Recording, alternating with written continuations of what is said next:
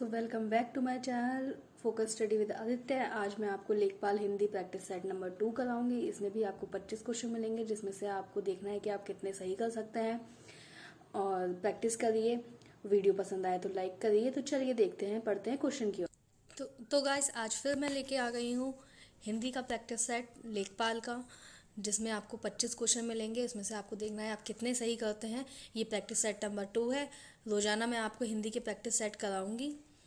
अब देखते हैं। चलिए, क्वेश्चन नंबर 1। वह अगले साल आएगा, इस वाक्य में कौन सा कारक है? आपको बताना है इस वाक्य में कौन सा कारक है। आपके ऑप्शन है ए अपादान कारक, बी संबंध कारक, सी अधिकरण कारक, डी कर्म कारक। आपको बताना है कि इस वाक्य में कौन सा कारक है। तो जल्दी जल्दी बताइए और कमेंट करके इसका आंसर आप कमेंट बॉक्स में लिखिए। बताइए इसमें आंसर क्या है।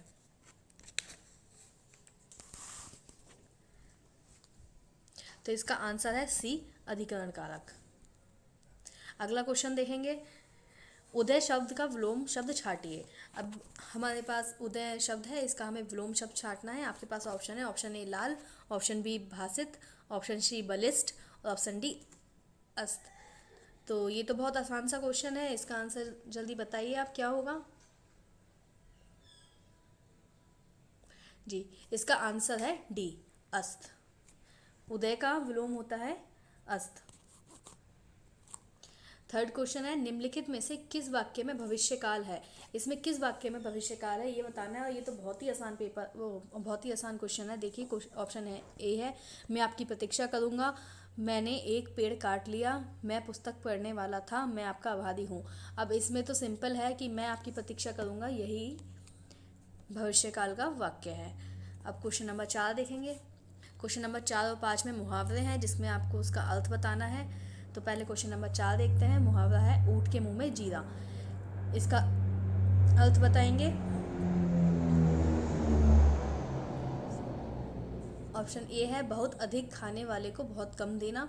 ऑप्शन बी जानवर को दवाई देना। ऑप्शन सी बड़े प्राणी को सांत्वना देना। ऑप्शन डी बहुत बड़े प्राणी का भोजन बनना।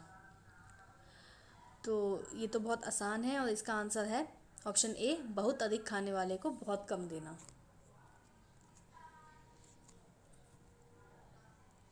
ऑप्शन अब 5th नंबर का क्वेश्चन देखेंगे। जूते चाटना। जूते चाटना के लिए ऑप्शन है, देखिए इसका अर्थ क्या होगा बताइए। ऑप्शन ए है इधर उधर घूमना। ऑप्शन बी घूस देना। ऑप्शन सी जूतों को चमकदार बनाना। ऑप्शन डी खुशामद करना। इसका आंसर बताइए क्या होगा। आप हर क्वेश्चन का आंसर कमेंट बॉक्स में करके बताइए और आप देखिए आपने कितने क्वेश्चन सही किए हैं।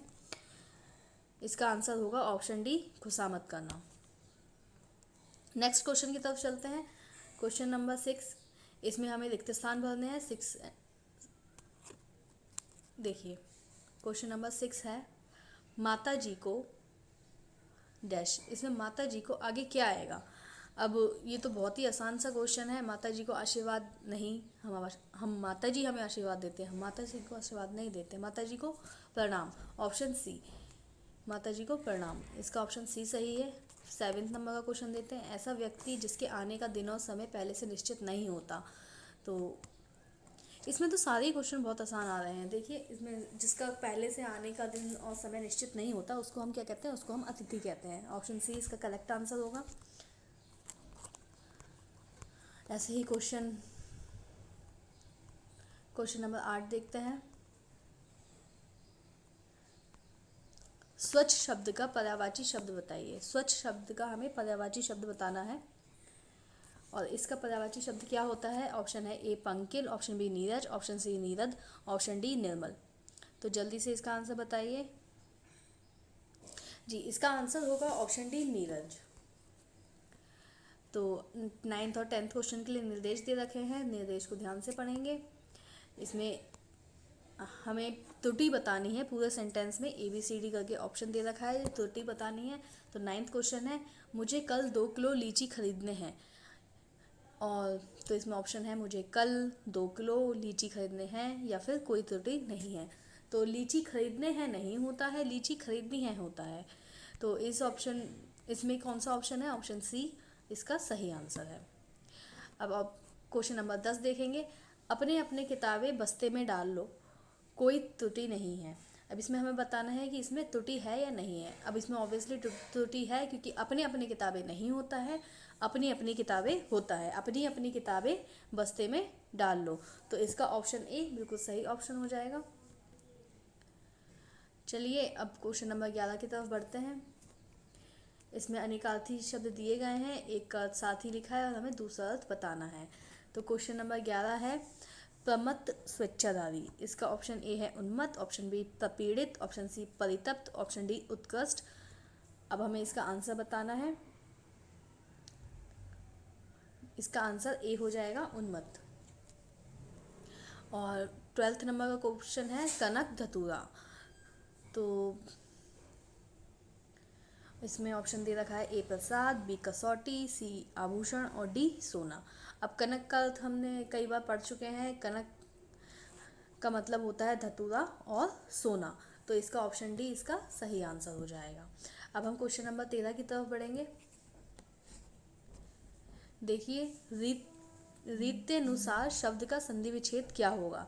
रीत्यनुसार शब्द का संधि विच्छेद क्या होगा। ऑप्शन ए रीति प्लस अनुसार, ऑप्शन बी रीत्य प्लस अनुसार, ऑप्शन सी ऋतु प्लस अनुसार, ऑप्शन डी रीत प्लस अनुसार। तो रीत्यनुसार के लिए होगा रीति प्लस अनुसार। ई और आ मिलकर त्या बन जाते हैं और रीति अनुसार इसका सही आंसर है ऑप्शन ए। और अब 14 नंबर क्वेश्चन देखते हैं।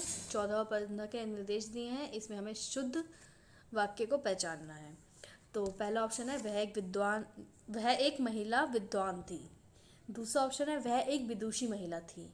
वह विदुषी महिला थी और वह एक विद्वान महिला थी। अब ऑप्शन ए में क्या है, वह एक महिला विद्वान थी, नहीं इसका सही है, क्योंकि महिला अगर विद्वान होती है तो उसको विद्वान तो जेंट्स के लिए यूज़ होता है और लेडीज़ के लिए विदुषी यूज़ होता है।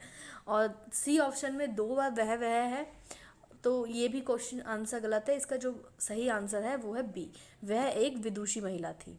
ऑप्शन बी इसका सही आंसर है। अब हम 14 नंबर क्वेश्चन देखेंगे। 15 नंबर देखिए ये आ गया, वह प्रमाण सहित अपनी बात बताएगा। ऑप्शन ए है वह प्रमाण सहित अपनी बात बताएगा, ऑप्शन बी है वह सब प्रमाण के साथ अपनी बात बताएगा, और ऑप्शन सी है एक प्रमाण के सहित अपनी बात बताएगा, और ऑप्शन डी है वह सब प्रमाण अपनी बात बताएगा। अब इसमें आप देखिए कई ये सेंटेंसेस तो कुछ ऐसे होते हैं जो कि हम बोल के देखें तभी हमें पता चल जाता है कि सही है या गलत। अब कोई भी इसमें सेंटेंस बोल के देख रहे हैं तो वह प्रमाण सहित अपनी बात बताएगा, तो ये भी नहीं सही यही सही लगता है, क्योंकि अगर हम देखें बी वाला तो वह सा प्रमाण के साथ। अब सा प्रमाण तो खुद का मतलब खुद ही है कि प्रमाण के साथ, तो फिर इसमें साथ नहीं आना चाहिए। और फिर एक प्रमाण के सहित अपनी बात बताएगा, तो एक प्रमाण ये भी नहीं सही लग रहा है। तो इसी तरह से हमें ऑप्शन ए इसका सही आंसर हो जाएगा। और अब 16 और 17 के लिए निर्देश पढ़ेंगे कि इसमें वाक्यों के लिए एक शब्द चुनना है। तो 16 नंबर का क्वेश्चन है किसी की सहायता करने वाले को क्या कहते हैं। ये तो बहुत ही आसान है, किसी की सहायता करने वाले को क्या कहते हैं, सहायक। तो ऑप्शन ए इसका सही आंसर हो जाएगा। और किसी का भला चाहने वाले को क्या कहते हैं, निस्वार्थ, बी पुण्यात्मा, सी हितैषी, डी सहायक।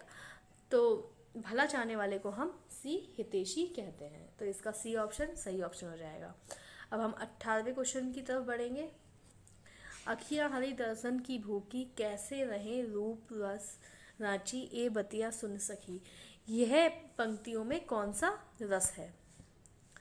तो ऑप्शन है बी रस, वियोग श्रृंगार रस, सी शांत रस, संयोग श्रृंगार रस। तो देखिए इसमें अखियाँ हरि दर्शन की भूखी, कैसे रहे रूप रस साची, ए बतिया सुन रूखी। तो इसमें हमें ये पंक्तियाँ पढ़कर पता चल रहा है कि इसमें वीर रस की बात नहीं है, शांत रस की बात नहीं है, इसमें श्रृंगार रस की बात है। अब श्रृंगार में भी संयोग है या वियोग है ये हमें देखना होगा। तो इसमें अखियाँ हरि दर्शन की भूखी, तो अखियाँ जो है वो हरि के दर्शन के लिए भूखी हैं, मतलब इसमें थोड़ा वियोग है, तो यह वियोग श्रृंगार रस हो गया। इसमें ऑप्शन बी इसका सही आंसर होगा। अब क्वेश्चन नंबर 19 की तरफ बढ़ेंगे। देखिए विद्वान शब्द का स्त्रीलिंग क्या होगा। अब हमें दो शब्द दे रखे, विद्वान शब्द दे रखा है, हमें उसका स्त्रीलिंग बताना है, जो कि अभी हमने पीछे भी पढ़ा था 14 नंबर क्वेश्चन में। तो मैं उसमें बता रही थी कि विद्वान शब्द पुरुष के लिए यूज़ होता है, जबकि स्त्रीलिंग के लिए क्या यूज़ होता है, विदुषी। तो इसमें ऑप्शन ए में विदुषी दे रखा है, तो ऑप्शन ए इसका सही आंसर हो गया। और 20 नंबर क्वेश्चन देखेंगे, निम्नलिखित शब्दों में से तद्भव शब्द का चयन करना है। अब इसमें से हमें तद्भव शब्द का चयन करना है। तो 20 नंबर क्वेश्चन में ऑप्शन है प्यास, बी प्रांगण, सी उद्वेग, डी आश्रम। तो 20 नंबर में है, अब इसमें हमें देखना है इसका कि तद्भव कौन सा है। तो बताइए जल्दी से इसका तद्भव कौन सा है, कमेंट करिए। देखिए इसमें जो तद्भव शब्द है वो है ए प्यास।